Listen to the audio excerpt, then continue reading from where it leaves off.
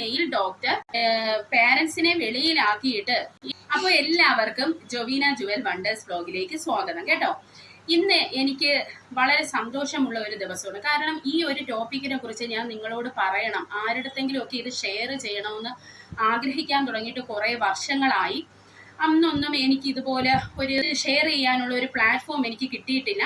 അപ്പോൾ ആ ഒരു പ്ലാറ്റ്ഫോം ഇന്ന് എൻ്റെ യൂട്യൂബ് ചാനൽ വഴി എനിക്ക് കിട്ടിയിരിക്കുവാണ് കേട്ടോ. അതിലെനിക്ക് ഒത്തിരി സന്തോഷമുണ്ട്.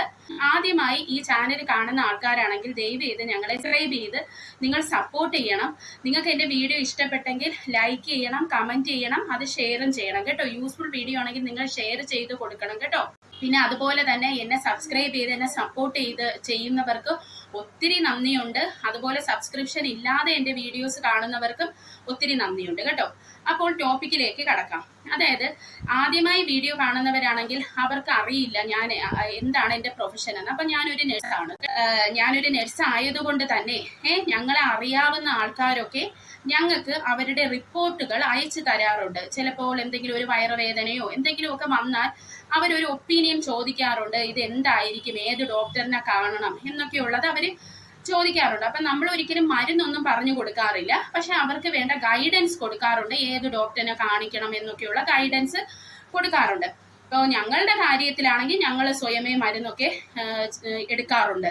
നഴ്സുമാർ അങ്ങനെയാണല്ലോ, അവർക്ക് കുറച്ച് മരുന്നൊക്കെ അറിയാം. അതെല്ലാം കഴിച്ചിട്ട് ഭേദമായില്ലെങ്കിൽ പിന്നെ ഡോക്ടേഴ്സിനെ കാണാറുള്ളൂ. അപ്പോൾ ഇവിടെ എന്ന് പറയുന്നത്, ഇങ്ങനെ എനിക്കൊരു വ്യക്തി എന്നെ ഫോൺ ചെയ്യുകയും അവർ കല്യാണം കഴിച്ചിട്ട് അവർക്ക് പീരിയഡ്സ് എക്സ്റ്റെൻഡ് ആയി പോവാണ്, പീരിയഡ്സ് ആവുന്നില്ല. അപ്പോൾ അവർക്കൊരു സംശയം, അവർ പ്രഗ്നൻ്റ് ആണോ എന്നുള്ളത്.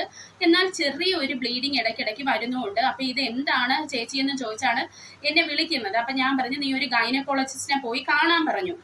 ഇത്രയും ഇതായിട്ട് എന്താ അതുകൊണ്ട് കാണിക്കാത്തതെന്നൊക്കെ ഞാൻ ചോദിച്ചപ്പോഴാണ് ഈ കുട്ടി എൻ്റെ അടുത്ത് പറയുന്നത്, ഈ കുട്ടിക്ക് വളരെ മോശമായ ഒരു അനുഭവം ഉണ്ടായി. അതായത് ഇതിന്റെ ടീനേജ് പ്രായത്തിലാണ് ഇത് ഉണ്ടാവുന്നത്. ഒരു 13-12 വയസ്സുള്ളപ്പോൾ ഈ കുട്ടി എന്തോ ഒരു പനിയോ ചുമയോ വന്ന് ഹോസ്പിറ്റലിലേക്ക് പോയി. ഈ ഡോക്ടർ ഒരു മെയിൽ ഡോക്ടർ ആയിരുന്നു. ഈ കുട്ടീനെ ഫിസിക്കൽ എക്സാമിൻ ചെയ്യാൻ വേണ്ടി ഈ മെയിൽ ഡോക്ടർ പാരന്റ്സിനെ വെളിയിലാക്കിയിട്ട് ഈ കുട്ടീനെ ഫിസിക്കൽ എക്സാമിനേഷൻ ചെയ്തിട്ട് ഈ കുട്ടിയുടെ, അതായത് ഈ കുട്ടി പോയത് എന്തോ പനിക്കോ ചുമക്കോ ആണെങ്കിലും അതുമായി ഒരു ബന്ധവും ഇല്ലാത്ത ഫിസിക്കൽ എക്സാമിനേഷൻ ആണ് ആ ഡോക്ടർ ചെയ്തത്. അതായത് ഈ കുട്ടിയുടെ പ്രൈവറ്റ് പാർട്ടില് ഫിംഗർ ഇൻസേർട്ട് ചെയ്യുന്ന ഒരു സംഭവം ഉണ്ടായി. അന്ന് ഈ കുട്ടിക്ക് ഇത് എന്താണ് ഏതാണ് എന്നൊന്നും ഒരു പിടുത്തവും കിട്ടിയില്ല. പക്ഷെ എന്തോ ഒരു തെറ്റ് സംഭവിച്ചിട്ടുണ്ടെന്ന് മാത്രമേ ഇതിന് മനസ്സിലായുള്ളൂ. അതൊരു ഭയമായി ഇതിന്റെ മനസ്സിൽ കിടന്നിട്ട് ഇതിന് മെന്റൽ ട്രോമയായി പോയി ഈ ഒരു കാര്യത്തില്.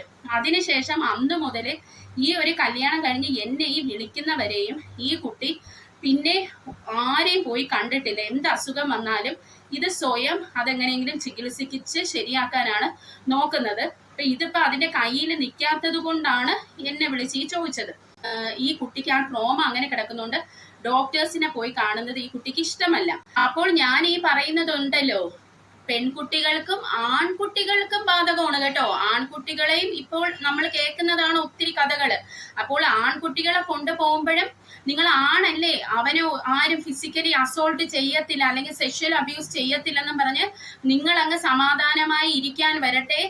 ഇപ്പോൾ പെൺകുട്ടികൾ അബ്യൂസ് ചെയ്യപ്പെടുന്ന പോലെ തന്നെയാണ് ആൺകുട്ടികളും അബ്യൂസ് ചെയ്യപ്പെടുന്നുണ്ട്. അപ്പൊ അവർക്കും കൂടെ വേണ്ടിയാണ് ഞാൻ ഈ പറയുന്ന കാര്യങ്ങൾ മൊത്തം നിങ്ങൾ കേൾക്കേണ്ടത് കേട്ടോ. അപ്പോൾ ഇവിടെ ഞാൻ നിങ്ങളടുത്ത് പറയാൻ ആഗ്രഹിക്കുന്നത് എന്തെന്ന് വെച്ചാലുണ്ടല്ലോ, നമ്മുടെ മക്കൾ നമ്മളത് മാത്രമാണ്. എൻ്റെ മോള് എനിക്ക് മാത്രമാണ് മകള്. മറ്റൊരാൾക്ക് മകളാകണമെന്നില്ല. നമുക്ക് ആരെയും വിശ്വസിക്കാൻ പറ്റത്തില്ല അല്ലേ. നമ്മൾ എന്തുമാത്രം കഥകളാണ് ഇപ്പോൾ കേൾക്കുന്നത്. കഥകളല്ലേ യഥാർത്ഥ സംഭവങ്ങൾ. അപ്പോൾ ഈ കുഞ്ഞുങ്ങള് 3 വയസ്സ് അല്ലെങ്കിൽ 4 വയസ്സ് അവർക്കൊരു വിവരം വെക്കുന്ന സമയം തൊട്ടേ നിങ്ങൾ പറഞ്ഞു കൊടുക്കണം സേഫ് ടച്ച് എന്താണ്, അൺസേഫ് ടച്ച് എന്താണ്. അതായത് ഗുഡ് ടച്ചും ബാഡ് ടച്ചും എന്ന് ഞാൻ പറയൂല. കാരണം പല ടച്ചുകളും നമുക്ക് ഗുഡായിട്ട് ഫീൽ ചെയ്യും. അതുകൊണ്ട് നമ്മൾ അത് അൺസേഫ് ആൻഡ് സേഫ് ടച്ച് എന്നും പറഞ്ഞ് കുട്ടികൾക്ക് പറഞ്ഞു കൊടുക്കണം. അവരുടെ പ്രൈവറ്റ് പാർട്സ് ഏതൊക്കെയാണ്, എവിടെയൊക്കെ തൊടാം, എവിടെയൊന്നും തൊട്ടുകൂടാ. അങ്ങനെ ആരെങ്കിലും തൊട്ടിട്ടുണ്ടെങ്കിൽ ഉടനെ വന്ന് മാതാപിതാക്കളെ എടുത്ത് വന്ന് പറയണം എന്ന് കുട്ടികളെ നമ്മൾ ബോധവൽക്കരിക്കണം. നമ്മളെ നാട്ടിൽ എന്താണ് സാധാരണ ചെയ്യുന്നത്? ഒരു 10ാം ക്ലാസ്സിൽ ഒരു റീപ്രൊഡക്റ്റീവ് സിസ്റ്റം പഠിക്കാനുണ്ടെങ്കിൽ പോലും, അല്ലെങ്കിൽ 7ാം ക്ലാസ്സിലോ 8ാം ക്ലാസ്സിലോ റീപ്രൊഡക്റ്റീവ് സിസ്റ്റം പഠിക്കാനുണ്ടെങ്കിൽ പോലും ടീച്ചേഴ്സ് അതൊന്നും എക്സ്പ്ലെയിൻ ചെയ്യാതെ അത് നിങ്ങൾ വീട്ടിൽ പോയി വായിച്ചിട്ട് വരുമെന്നാണ് പറയുന്നത് അല്ലേ? അപ്പോൾ എനിക്കിവിടെ പറയാനുള്ളത്, ഇത് പേരൻസ് ആണ് ശ്രദ്ധിക്കേണ്ടത്. നിങ്ങളൊരു അച്ഛനാണോ അമ്മയാണോ, നിങ്ങൾക്ക് ആൺകുട്ടിയാണെങ്കിലും പെൺകുട്ടിയാണെങ്കിലും നിങ്ങൾ ഒരു ഡോക്ടറിനെ കാണാൻ അല്ലെങ്കിൽ നിങ്ങൾ ഒരു ഹോസ്പിറ്റലിലേക്ക് പോകുമ്പോൾ നിങ്ങളെ കുട്ടിയെ എന്തിനാണ് അവര് ഫിസിക്കൽ എക്സാമിനേഷൻ ചെയ്യുന്നത്, നിങ്ങളെ കുട്ടിക്ക് അതുകൊണ്ട് എന്താണ് ബെനിഫിറ്റ് എന്നൊക്കെ ചോദിക്കാനുള്ള റൈറ്റ് നിങ്ങൾക്കുണ്ട്.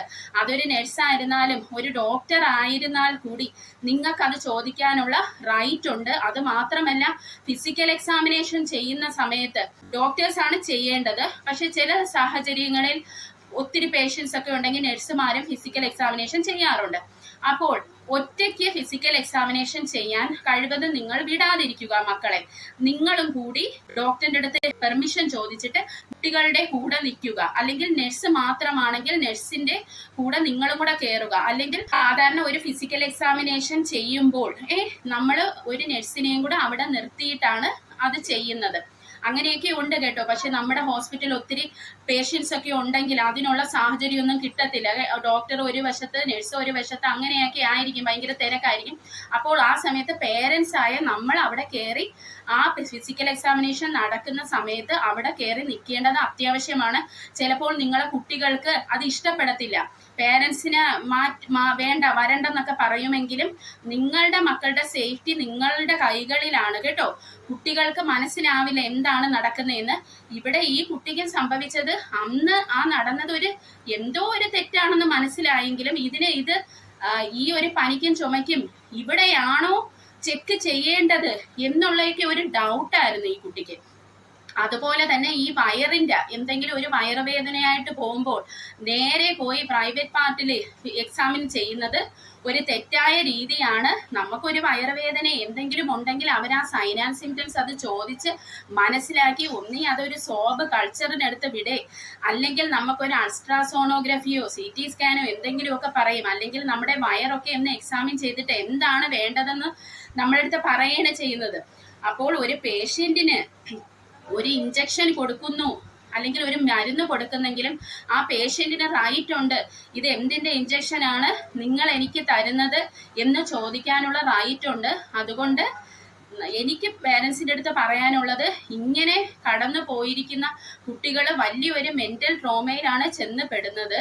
അപ്പോൾ നിങ്ങൾ ഒരിടത്ത് ഇങ്ങനെ പോയിട്ട് നിങ്ങളുടെ കുട്ടിയുടെ മുഖം വാടിയിരിക്കുവാണെങ്കിൽ അത് സ്നേഹത്തോടെ നിങ്ങൾ ചോദിച്ച് മനസ്സിലാക്കണം. അതിലുപരി എവിടെയൊക്കെ തൊടാൻ പാടില്ല എന്നുള്ള കാര്യങ്ങൾ കുട്ടികളെ പറഞ്ഞ് നിങ്ങൾ മനസ്സിലാക്കി കൊടുക്കണം. അപ്പോൾ നമ്മൾ സ്ത്രീകൾ ആരെയാണ് കാണേണ്ടത്? നമ്മൾക്ക് ഒരു കുട്ടി, ഇപ്പൊ എനിക്ക് ഒരു മോളാണ് ഉള്ളത്, ഞാനാണെങ്കിൽ എൻ്റെ മോളെ ഒരു സ്ത്രീ ഡോക്ടറിന്റെ അടുത്തേക്ക് കൊണ്ടുപോകത്തുള്ളു. ഇപ്പൊ അവള് വലുതായി, അവള് ഒരു ടീനേജ് പ്രായമൊക്കെ ആയി, അപ്പൊ പീഡിയാട്രിക് കൊച്ചു കുട്ടികളെ നമുക്ക് പീഡിയാട്രീഷ്യന്റെ അടുത്താണ് നമ്മൾ കാണിക്കേണ്ടത് അല്ലേ? അപ്പോൾ ആ പീഡിയാട്രീഷ്യൻ ഒരു ഫീമെയിൽ ആണെങ്കിൽ ഞാൻ അവിടെ കൊണ്ടുപോകാനേ ഞാൻ നോക്കത്തുള്ളൂ. ഞാനൊരു ഫീമെയിലിന്റെ അടുത്ത് കൊണ്ടുപോകാനേ നോക്കൂ. പിന്നെ അവളുടെ സൈൻ ആൻഡ് സിംറ്റംസ്, അതായത് അവളുടെ അസുഖത്തിന്റെ ഇതും കൂടെ നോക്കും. പനിയാണോ ചുമയാണോ അതേ വയറുവേദനയാണോ എന്നൊക്കെ നോക്കിയിട്ടേ ഫിസിക്കൽ എക്സാമിനേഷൻ ചെയ്യുമ്പോൾ ഞാൻ കയറി കൂടെ നിൽക്കും.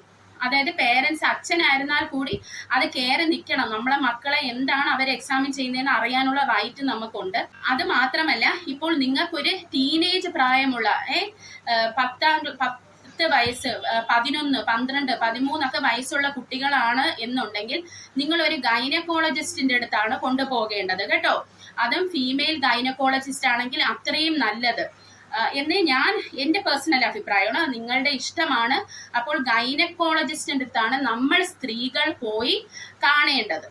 ഇപ്പോൾ നമുക്ക് ഒരു ക്യാൻസറിന്റെ പ്രശ്നമാണെങ്കിൽ നമ്മൾ ഓങ്കോളജി ഡോക്ടറിനെയാണ് പോയി കാണുന്നത്. ഇപ്പൊ നമുക്ക് കണ്ണിന് പ്രശ്നമാണെങ്കിൽ നമ്മൾ ഓഫ്താൽമോളജി ഡോക്ടറിനെ പോയി കാണും. ഇപ്പൊ നമുക്ക് വയറ് സംബന്ധമായി ഇപ്പൊ liver, large intestine, small intestine അങ്ങനെ ഒരു പ്രശ്നം വരുമ്പോൾ നമ്മൾ എന്താണ് ചെയ്യുന്നത്? നമ്മൾ ഒരു ഗ്യാസ്ട്രോ എൻട്രോളജിസ്റ്റിനെയാണ് പോയി കാണുന്നത്.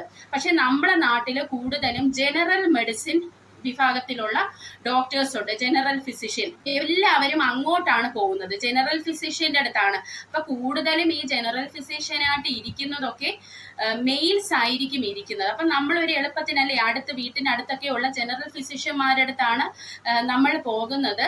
അപ്പോൾ നിങ്ങൾ എന്താണോ നിങ്ങളുടെ ഏത് ഭാഗത്താണോ നിങ്ങളുടെ പ്രശ്നം, അതിനനുസരിച്ചുള്ള ഡോക്ടറും, അതുപോലെ നിങ്ങളുടെ മക്കൾക്ക് ഒരു സേഫ്റ്റി വേണമെങ്കിൽ നിങ്ങൾക്ക് വിശ്വസിക്കാൻ പറ്റുന്ന അല്ലെങ്കിൽ ഒരു ഫീമെയിൽ ഡോക്ടറുടെ അടുത്ത് പോകാനേ ഞാൻ നിങ്ങളോട് സജസ്റ്റ് ചെയ്യത്തുള്ളൂ. അപ്പോൾ കുട്ടികളെ നമ്മൾ തന്നെ ശ്രദ്ധിക്കണം. നമ്മൾ ആരെങ്കിലും കയ്യിൽ കൊടുത്തിട്ട് കുട്ടീനെ ഒന്ന് ഡോക്ടറിനെ കാണിക്കൂ എന്നൊന്നും പറയരുത്. നമ്മുടെ കുട്ടികളുടെ സേഫ്റ്റി നമ്മുടെ കയ്യിലാണ് കേട്ടോ. അപ്പോൾ ഈ വീഡിയോ നിങ്ങൾക്ക് ഇഷ്ടപ്പെട്ടെങ്കിൽ നിങ്ങൾ എന്നെ സപ്പോർട്ട് ചെയ്യണം, ലൈക്ക് ചെയ്യണം, ഷെയർ ചെയ്യണം, കമന്റ് ചെയ്യണം കേട്ടോ. അത് മാത്രമല്ല അമ്മമാർക്കും സഹോദരിമാർക്കും ഒക്കെ ഇത് അയച്ചു കൊടുക്കണം. ഇത് ആൺപിള്ളേർക്കും അവർ കണ്ടിരിക്കേണ്ട ഒരു വീഡിയോ ആണ്. അതായത് ഇപ്പോൾ സഹോദരിനെ കൊണ്ട് ഒരു ഹോസ്പിറ്റലിൽ പോകുന്നുണ്ടെങ്കിൽ അവരെല്ലാം അറിഞ്ഞിരിക്കേണ്ട ഒരു കാര്യമാണ്.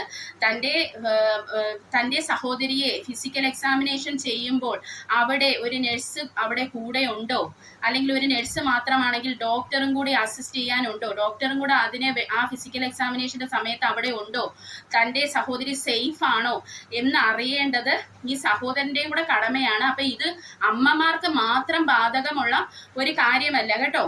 എന്റെ വെയിറ്റ് ലോസ് ജേർണിയിലുള്ള ആൾക്കാരൊക്കെ വെയിറ്റ് ഒക്കെ ലോസ് ചെയ്യുന്നുണ്ടോ, നിങ്ങളുടെ സംശയങ്ങളൊക്കെ നിങ്ങൾ എൻ്റെ അടുത്ത് ചോദിക്കണം കേട്ടോ, മറക്കരുതേ. അപ്പോൾ അടുത്ത ഒരു വീഡിയോ ആയിട്ട് നമുക്ക് ഉടൻ തന്നെ കാണാം.